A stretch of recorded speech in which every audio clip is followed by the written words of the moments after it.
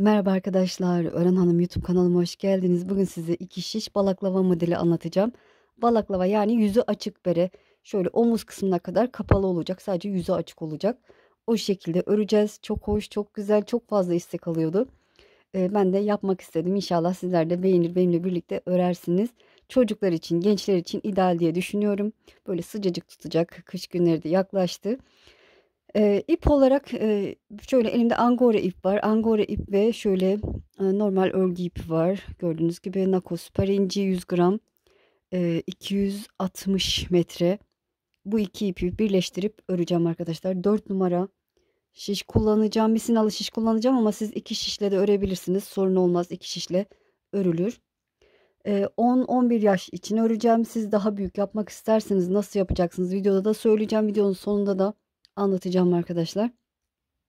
Şöyle kafa tepesinden başlayacağız. Dikdörtgen şeklinde örüp sonra kenarlardan ilmek alıp aşağıya doğru ilerleyeceğiz. Evet, siz kadife iple de örebilirsiniz. Çünkü kadife iple de örmem istendi. Kadife iple örerseniz yetişkin için olur arkadaşlar. Aynı sayıda başlarsınız yetişkin için olur diye düşünüyorum. Evet, şöyle iplerimi kenara alayım. Evet, bu şekilde iki ipimi birleştirdim arkadaşlar. Birleştirdim. 20 ilmek atarak başlayacağım. Büyükler için de yapacaksanız aynı sayıda başlayın. Eli sıkı olanlar 22 ilmek atarak başlayabilir. Evet, hadi bakalım başlayalım. Bismillahirrahmanirrahim. İlk defa yapacaksanız bile tereddüt etmeyin. En ince ayrıntısına kadar detaylı bir şekilde anlatacağım. Dediğim gibi ördükçe santim olarak da kaç santim oldu söyleyeceğim ki hani ipiniz kalın olur, ince olur, eliniz sıkı olur. Aynı boyutta olsun diye göstereceğim. Hadi bakalım. Evet, 20 tane tek sayı 20 tane ilmek atalım, sonrasını göstereceğim. Evet, 20 tane ilmek attım. İkisinden de birer yumağım var ama arkadaşlar yarım yumaklarınız varsa yarım yumak da yeterli diye düşünüyorum. Evet, şöyle. İlk ilmeğimi düz ördüm. Sonraki ilmeklerimi ters örüyorum.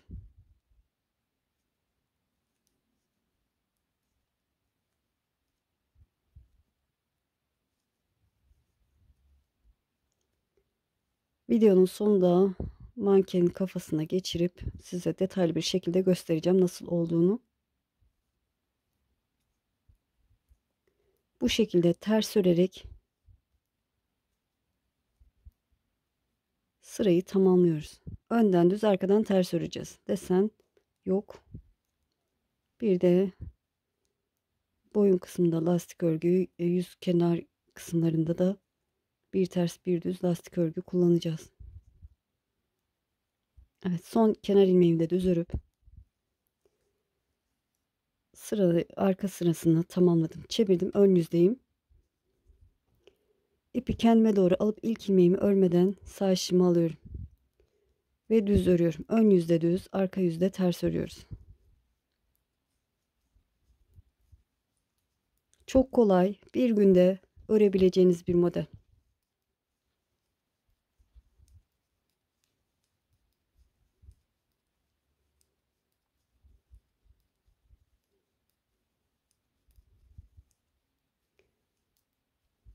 Evet, düz örerek sırayı tamamladım. Çevirdim, arka yüzdeyiz. Artırma, eksiltme hiçbir işlem yok. İlk ilmeğimi örmeden aldım.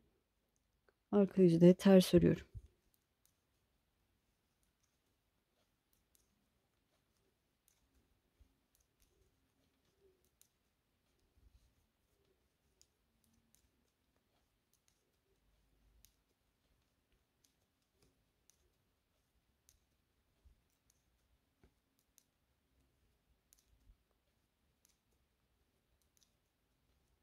Evet, son kenar ilmeğimi de ters öreyim. Çevirdim. Ön yüzdeyiz. Düz olarak öreceğiz. İlk ilmeğimi örmeden aldım. Düz örerek ilerliyorum. Evet, bu şekilde devam edeceğiz. Ben toplamda ters sıralarını sayarsak 36 sıra öreceğim. Daha büyük yani yetişkin için örmek isteyenler 40 sıra, elleri sıkı olanlar 42-44 sıra örebilirler ya da benden 1 santim fazla 1-2 santim fazla örebilirler. Evet, sırayı tamamladım, çevirdim. Bu şekilde dediğim gibi örelim. Sonrasını göstereceğim. Çok çabuk da ilerliyor gördüğünüz gibi. Evet, gördüğünüz gibi tamamladım. Santim olarak vereyim. Şöyle santim olarak 11 santim olmuş. Gördüğünüz gibi 11 santim olana kadar ördüm. En olarak da şöyle göstereyim isterseniz. 9 santim. Şöyle sayarsak da tersini çevirelim arkadaşlar. Tersini çevirelim. Bu ters sıralarını sayıyorum. 3, 6, 9, 12, 15, 18, 21, 24, 27, 30, 33, 36 sıra. 36 sıra ördük. Yan taraftan da şimdi şeklini vermek için öncesinde ipimi kesiyorum. Yan taraftan da ilmek çıkartacağız. Şöyle şuradan ipimi kesiyorum.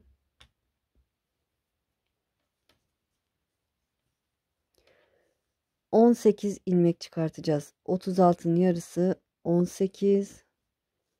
Şöyle her sıradan bakın böyle belli, zaten sayarsanız da 18 tane olur. Şöyle sayın. Bakın 1, 2, 3, 4, 5, 6, 7, 8, 9, 10, 11, 12, 13, 14, 15, 16, 17, 18.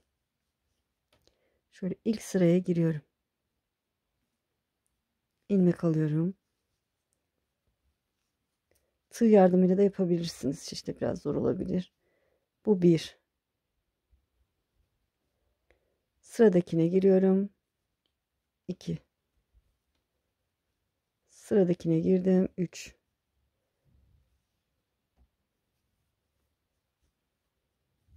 4.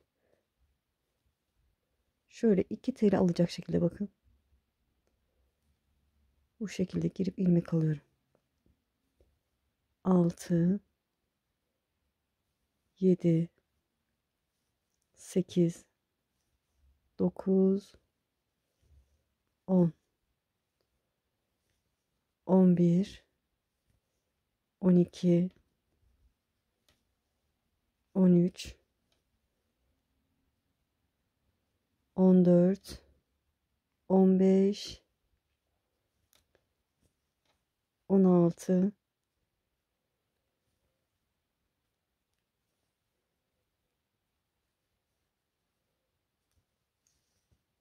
şöyle 17, sonuncuya girip şöyle ilmek alıyorum. 18 tane ilmek çıkardık. Bakın bu şekilde. Sonra bunları düz örerek ilerliyorum. Şöyle ilkini ördüm. Burada iki ipi birbirine bağlayayım, açılma yapmasın.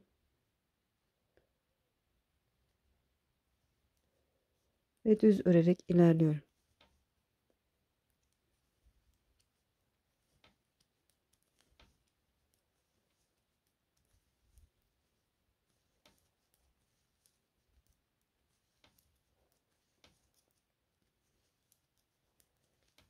Yirmi ilmeğimi de örerek ilerledim. Evet, bu tarafa geçtim. Burada farklı bir şişte kullanabilirsiniz. İki şiş kullanıyorsanız, iki ucu açık şişte kullanabilirsiniz. Misinalı şiş kullanıyorsanız şöyle çektirin arkadaşlar. Böyle çektirelim. Bu şekilde yine ilmek alalım. Bakın. Hemen ilkine girdim, ilmek aldım. 18 ilmek de bu taraftan çıkartıyorum. 2, 3, 4, 5, 6, 7, 8, 9, 10, 11, 12, 13, 14, 15, 16, 17 ve 18 tane ilmeğimi çıkardım. Evet, sonra şurayı saklarız şu ipimizi. Şöyle çeviriyorum. Arkasına geçtik. Tersindeyiz. Ters ilk ilmeğimi örmeden aldım. Ters örerek ilerliyorum. Arka yüzde ters örüyoruz.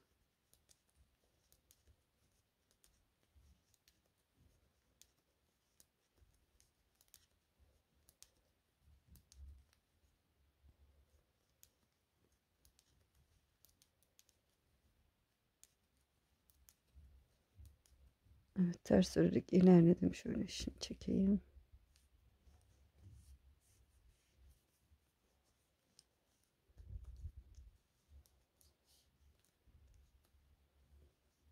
Evet, ters örerek sıramızı tamamlayalım bu şekilde. Evet, ters örerek sırayı tamamladım. Şişimde toplamda 56 tane ilmeğim var arkadaşlar. Artık bu şekilde önden düz, arkadan ters örerek devam edeceğim. Artırma eksiltme yapmayacağım. Çene kısmına kadar geleceğim. Ondan sonra biraz artırma yapacağız arkadaşlar. Zaten santim olarak da vereceğim. Evet, şöyle ön yüzden düz, arka yüzden ters örelim. Dediğim gibi yeterli boyuta gelince size santim olarak vereceğim. Ve sonrasında göstereceğim. Evet, bu şekilde devam edelim. Evet, gördüğünüz gibi yeterli boyuta geldi.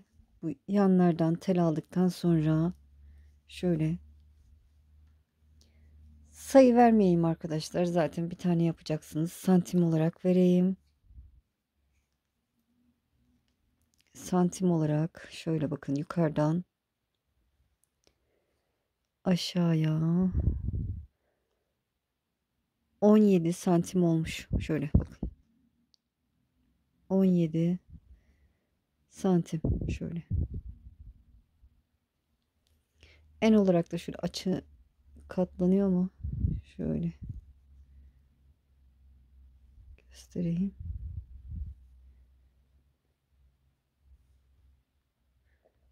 14 santim arkadaşlar. 14,5 da denilebilir. Şöyle. Evet. Esniyor biliyorsunuz zaten. Şimdi çene kısmına kadar geldik. Burada hem başta hem sonda artırma yapacağız. İlk ilmeğimi örmeden aldım.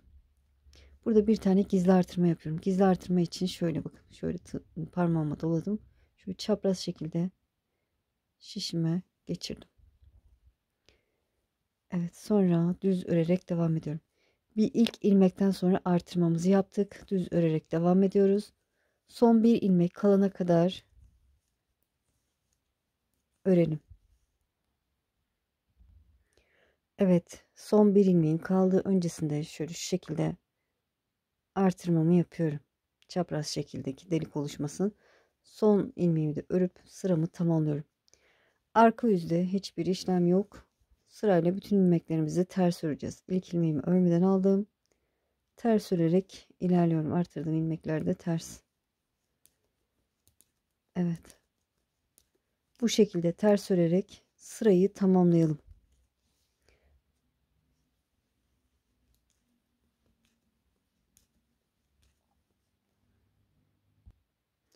Evet, ters örerek sırayı tamamladım. Çevirdim. Ön yüzdeyim. İlk ilmeğimi şöyle örmeden sağ şişime aldım. İlk ilmekten sonra yine artırma yapıyorum. Bakın bu şekilde çapraz şekilde artırmamı yaptım. İkinci artırma sırası.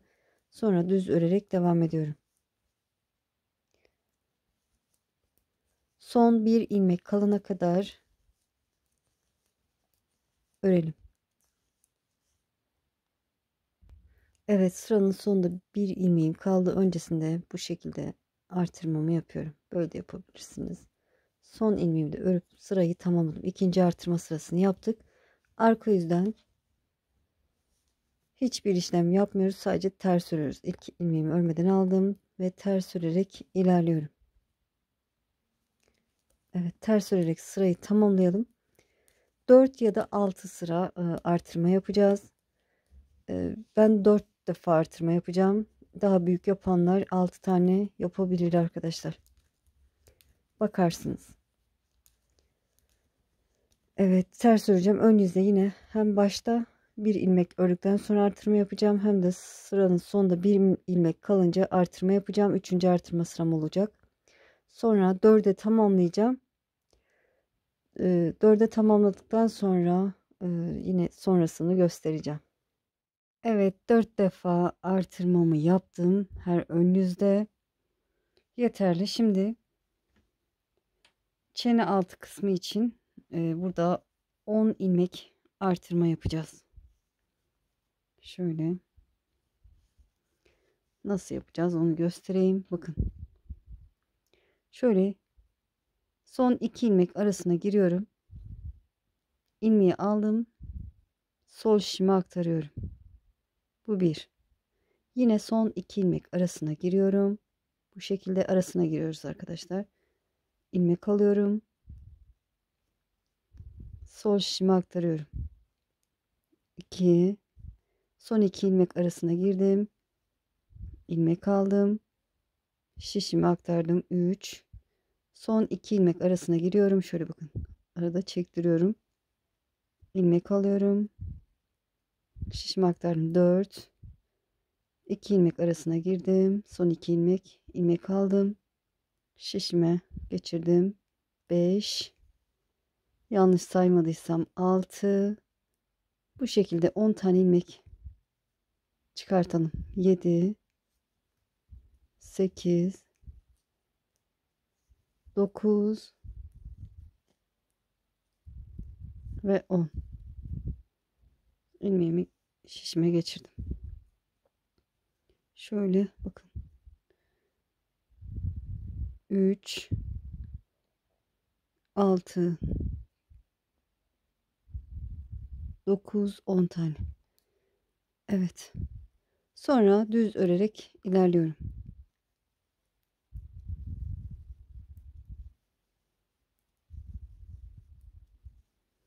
Önden düz, arka yüzden ters öreceğiz. 2,5 santim kadar öreceğiz arkadaşlar. Ya da bu sefer sayalım arkadaşlar. Şöyle ters sıralarını sayarız.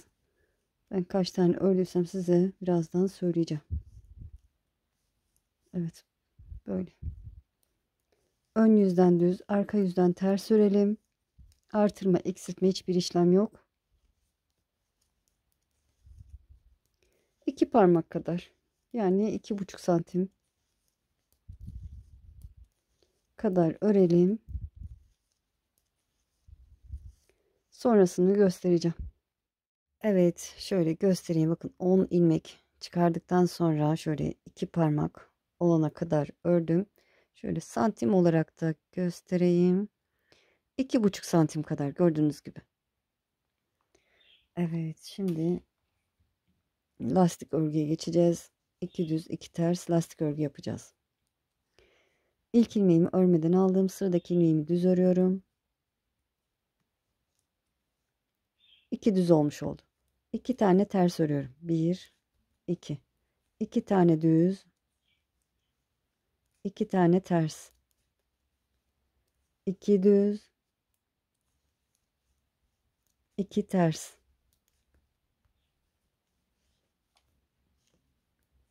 2 düz. 2 ters. Evet, 2 düz 2 ters örerek sıranın sonuna kadar gelelim. Evet, sıranın sonuna yaklaştım. Şöyle 2 düz 2 ters. Son 2 ilmeğimi de düz örüp sıramı tamamladım. Çevirdim. Arka yüzden tersi ters düzü düz öreceğiz. Yine ilk ilmeğimi örmeden aldım. Sıradaki ilmeğim ters göründüğü için ters örüyorum. Tersleri ters, düzleri düz. 2 düz 2 ters. Evet, düz ilmekleri düz örüyoruz. Ters ilmekleri ters örüyoruz. Bu şekilde lastik örgü yapacağız. Boyunu siz dilediğiniz kadar uzatabilirsiniz. Ben yeterli uzunluğa gelince size ne kadar ördüm santim olarak ya da sayı olarak vereceğim. Evet, bu şekilde iki ters iki düz örerek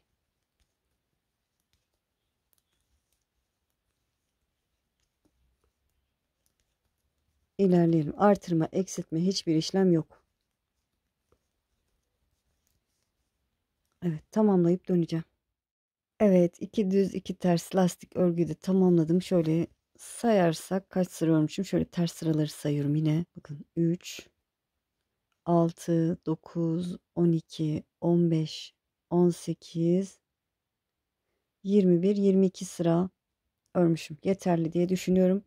Santim olarak da sorarsanız şöyle beraber ölçelim. 8 santim arkadaşlar. Gördüğünüz gibi 8 santim diyelim. Evet, şimdi keseceğiz. Şöyle ilk ilmeğimin yönünü çevirip tekrar sol şişime aktarıyorum. İkisini bir örüyorum. İlmeğimi sol şişime aktardım. İkisini bir ördüm. İlmeğimi sol şişime aktardım. İki ilmeğin ikisini bir örüyorum. Bu şekilde bütün ilmeklerimizi keselim. Evet, tamamen kesip döneceğim. Evet, gördüğünüz gibi kesimini yaptım. Şöyle şurada ipimi kesiyorum. Son ilmeği içinden geçirdim. Bunu sonra saklarız. Evet, hatta uzun bile kesebilirsiniz kesmediyseniz arkadaşlar. Çünkü şurayı dikeceğiz. Unuttum. Şimdi tel alacağız arkadaşlar. Yine şöyle bakın. Şuradan lastik kısmı, iki düz iki ters lastik kısmı bittiği yerden şöyle şuradan tel alıyorum. Bakın böyle giriyorum. İlmek alıyorum. Şişimde bırakıyorum. Sıradaki yuvaya bakın. Şöyle sıradaki yuvaya giriyorum. İlmek alıyorum. Şişimde bırakıyorum. Bu şekilde tel alacağız. Şişle alamıyorsanız tığ yardımıyla da alabilirsiniz. Böyle her sıradan böyle alıyorum. Çok elimizi geniş tutmayalım arkadaşlar. Esnemesin. Evet, bu şekilde yan kısımlardan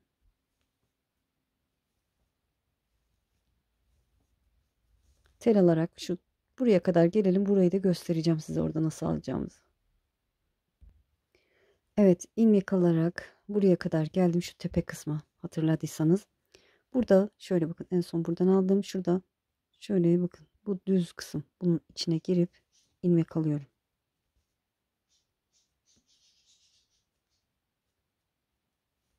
Şöyle sıradakine giriyorum. Bakın şöyle şurayı atlıyorum. Ya şuradan alalım arkadaşlar, şöyle şuradan alalım, şu kısımdan bakın, şuradan alalım. Burada da biraz zor olacak gibi. Evet, bakın şuradan alıyorum. Burası daha iyi olur. Şöyle bakın, yine şu şekilde her sıradan tel alıyorum. Böyle devamı gibi olacak, böyle daha güzel olacak. Böyle gördüğünüz gibi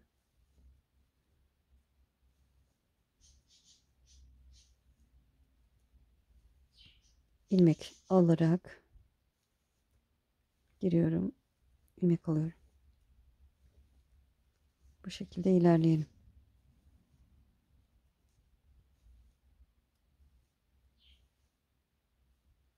Şöyle sıkı almaya da çalışıyorum, o yüzden.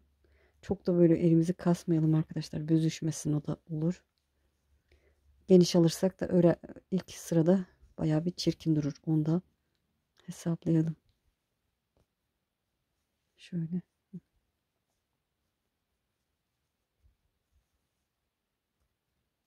Şöyle tığın ucu kalın, şişin ucu kalın olduğundan gelmiyor bazen. Şöyle bakın, bitmiş bile. Şuradan da bir tane alayım. Alabilirsem. Tamamdır. Evet, bu kısmı da bitirdik. Diğer tarafa geçtik. Buradan da bakın. Zaten belli alacağım yerler. Şöyle her sıradan bir tel alıyorum. Tel ya da ilmek. Evet, bu şekilde devam edelim. Şöyle şuraya kadar geleceğiz. Şöyle şurayı göstereyim arkadaşlar. Buraya kadar gelelim. Burayı da göstereceğim. Evet, şöyle ilmek artırmıştık. Bakın o kısma geldik. Şöyle şuraya yine alacağımız yerler belli. Giriyorum. Burayı biraz sıkı yapmışım. Evet, burada tığ yardımıyla alacağım. Şöyle bakın, giriyorum. İlmek alıyorum. Şişime geçiriyorum. Şöyle.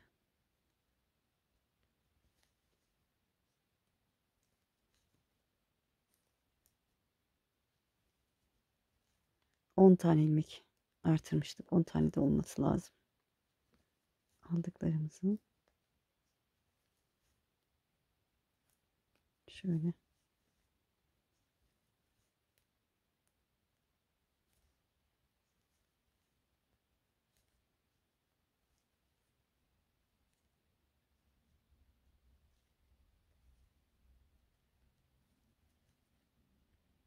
Evet, şöyle. Ben bir düşüneyim arkadaşlar. Şuradan almamamız mı gerekiyordu? Bravo bana. Evet. Burası dikilecek arkadaşlar. Burada olmaması lazım. Şöyle. Dur. Ben çok özür dileyerekten. Evet, burada olmaması lazım arkadaşlar. O yüzden çok özür dileyerek şuraya kadar sökmemiz lazım. İyi ki şöyle burayı açık bırakmışız. Şöyle bir, iki, bu başladığımız yeri arkadaşlar. Çok özür dilerim. Şöyle. Bakın, artırma yaptığımız yere kadar.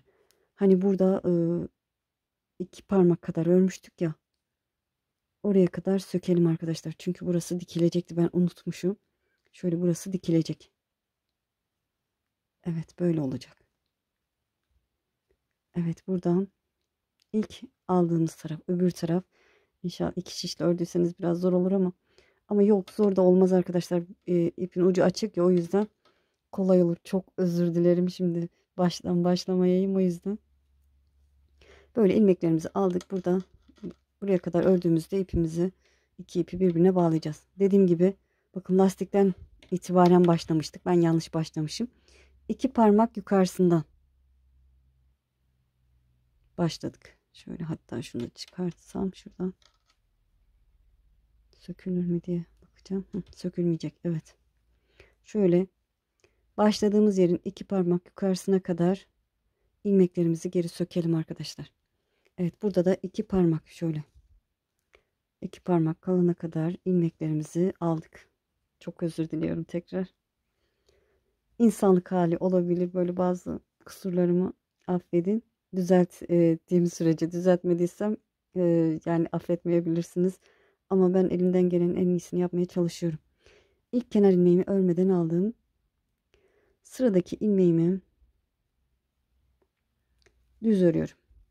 Bir düz, bir ters. Bir düz. Burayı da lastik örgü yapacağız ama bir düz, bir ters şeklinde yapalım. Bir düz, bir ters. Bir düz, bir ters. Evet, bir düz, bir ters. Bir düz, bir ters. Bir düz, bir ters örerek şöyle sıranın sonuna kadar ilerleyelim. Bir düz, bir ters. Evet, bir ters, bir düz örerek sıranın sonuna kadar gelelim. Evet, sıranın sonuna geldim. Son olarak bir ilmeğim kaldı. Onu da düz ördüm. Şöyle bakın. İpimi çektirip bu iki ipi birbirine bağlıyorum ki sorun çıkarmasın. Evet, 2 parmak kalana kadar ördük, bakın düz kısım. Şöyle çevirdik, ön yüzdeyiz.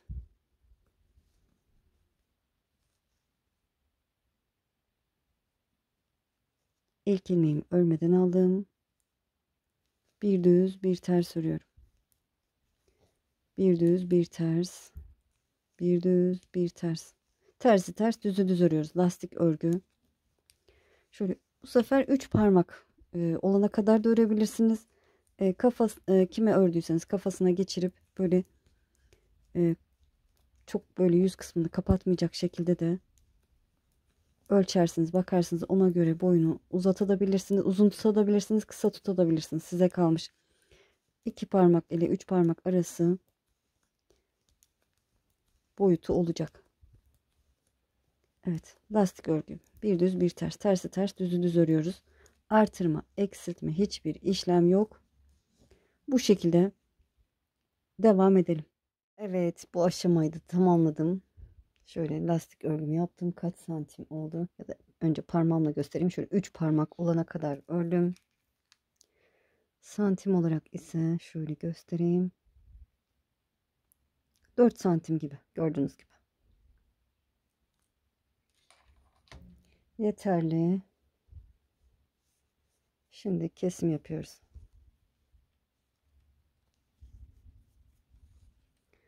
Şöyle ilk ilmeğimi yönünü çevirip sol şişime aktarıyorum.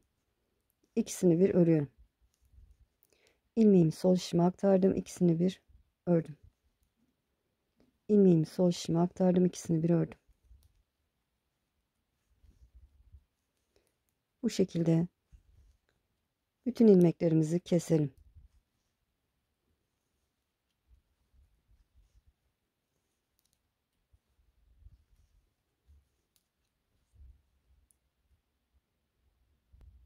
Evet, kesimini tamamladım. Şöyle son ilmeğim kaldı. Burada kalan ipimi kesiyorum. Şöyle şu şekilde ince ipimle dikeceğim arkadaşlar. Şöyle biraz uzun bırakıp onu da kesiyorum.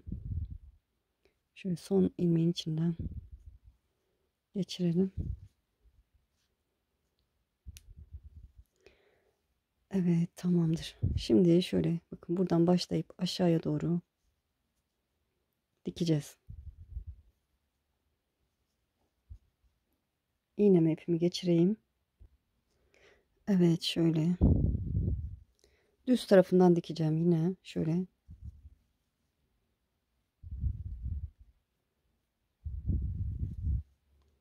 buradan karşıya geçiyorum. Bu kısmı iyice sabitleyelim.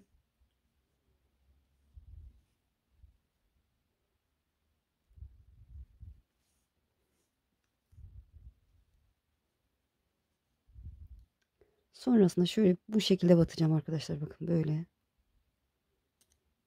karşılıklı batacağım.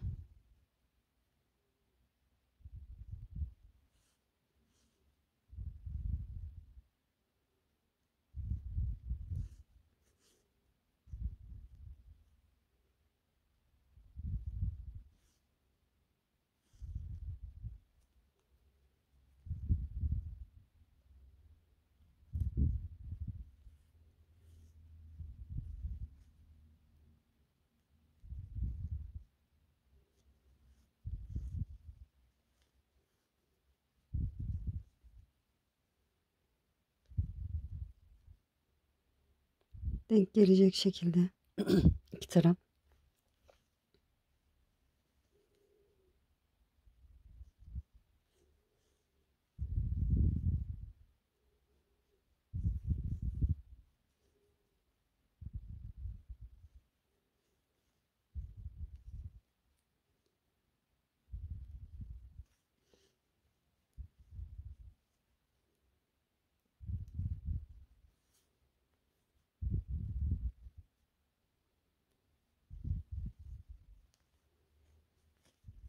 Evet, şöyle gördüğünüz gibi burayı diktik, aşağıya geçiyoruz.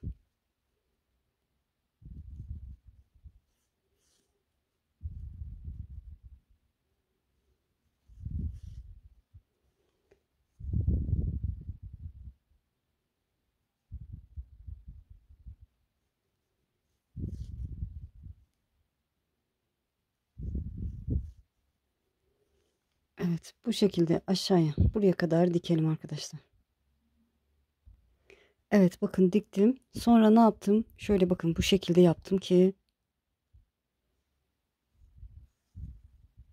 şöyle biraz birleştirdim ki hiç dikiş yokmuş gibi görünsün. Böyle de hafifçe gidiyorum. Çok çektirmiyorum bu sefer.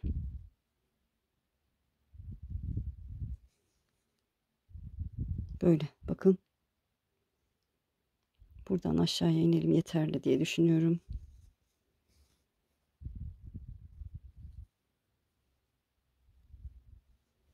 İçeriden düğüm atalım.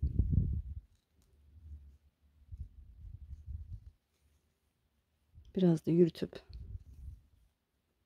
fazlasını kesiyorum. Evet, bitti. Şu fazlalık iplerimizi de saklayalım arkadaşlar. Şöyle tığ yardımıyla şuradan geçirdim. Şu uç kısmı güzel dursun. İçeriden düğüm atacağım, yani bir zincir çekeceğim.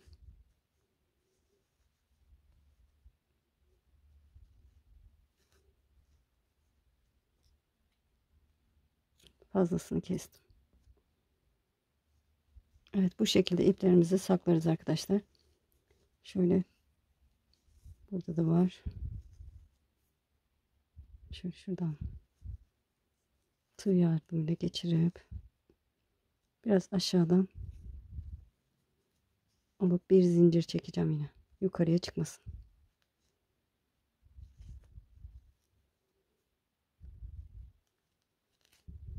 Fazlasını kesiyorum. Evet, bitti arkadaşlar. Şöyle ben mankenin kafasına geçireyim. Şeklini daha iyi anlarsınız. Şöyle. Evet, çok hoş, çok güzel oldu. Evet, gördüğünüz gibi mankenimizin kafasına da geçirdim. Çok hoş, çok güzel bir balaklava oldu. Ya da bere diyelim arkadaşlar. Böyle. Mankenimiz yetişkin ama 9, 10, 11 yaşa kadar rahatlıkla olur. Şöyle boyun kısmını iyice kapatıyor. Eğer ki yetişkin için örmek isterseniz, videonun başında da söyledim ama 20 ilmek buradan başlamıştık, hatırlarsınız. Buradan başladık. 36 sıra örmüştük. Siz 40 sıra örebilirsiniz. Eliniz sıkıysa 44 sıra örebilirsiniz. Sonrasında tel alırsınız arkadaşlar. Yan kısımdan tel almıştık. Kaç sıraysa o kadar tel alırsınız. Sonrasında şöyle çene kısmına kadar örüp çene kısmında 4 tane artırma yapmıştık. Siz 6 tane artırma yaparsınız. Bir de bu alt kısımda, çenenin altında 10 ilmek çıkarmıştık. Siz 14 ilmek çıkartabilirsiniz. O şekilde yetişkin için gayet rahat, güzel olur diye düşünüyorum. Böyle. Santim olarak da verdim zaten. Evet, inşallah anlatımdan memnun kaldınız. Beni izleyerek yaptığınız için çok çok teşekkür ederim. Kanalıma abone değilseniz abone olursanız sevinirim. Şöyle de göstereyim. Videolarımı beğenip paylaşırsanız, yorum yaparsanız bana destek olmuş olursunuz. Eğer ki şimdi değil de ileride örmek istiyorum derseniz kaydet butonuna basın. Kaydettiğiniz videolar arasında bulabilirsiniz. Sizi çok seviyorum. Kendinize iyi bakın. Allah'a emanet olun. Hoşça kalın.